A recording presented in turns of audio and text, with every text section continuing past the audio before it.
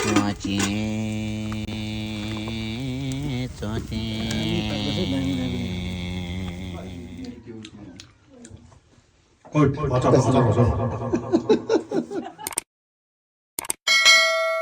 hello guys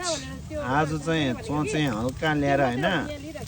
म त त्यस्तो खाने चोचे कि यो मान्छेले साह्रो खाँदा चोचे उहाँ चाहिँ मेरो मामु हो उहाँलाई इन्ट्रेस्ट पनि लाग्छ कि चोचे पोल्नु हुन चाहिँ मामुलाई भनेर चाहिँ अब चोचेको सेकुवा दोकान खोल्नु पर्ला जस्तो छ यहाँ चाहिँ जेटी ब्लक माथि आनी कराउँदैछ परम बसिरहेछ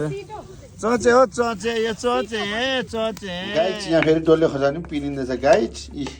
टमाटर आइगयो यो खाने अरे नि त चोचेसँग फेरि पिरो बनाएर चढाउँ कि चढाउँ गाइज यो चाहिँ टमाटर चाहिँ पोलेकै मिठो नि गाइज आगोको चाहिँ सेन्टै अर्को आउँछ क्या धुवाले गर्दा थुक आयो गाइज लसुन आयो गाइज प्याजको पत्तामा आयो गाइज अन्तमा चाहिँ टमाटर आयो गाइज मेरोमै गाइज कस्तो हुन्छ अचार रेडी भएको छ टेस्ट हुँदैछ नुन लागिरहेको टेस्ट गर्नुहोस्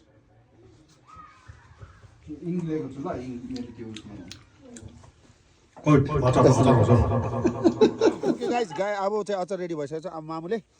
अचारसँग हल्का चोचे चाख्छ है हेरौँ है हामी कस्तो छ हेरौँ है त कस्तो छ त टेस्ट दामी दामी टेस्टी हो धानिसले पोलेको दामी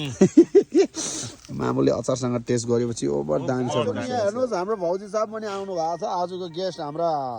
हुनेवाला हाम्रा एसआई साहब पनि यहाँ आइसक्नु भएको छ र हाम्रो कोर्टको हाम्रो यहाँ हजुर सर छोपेल पनि आइसक्नु भएको छ भने हामीसँग यहाँ अघिदेखि नै जोडिनु भएका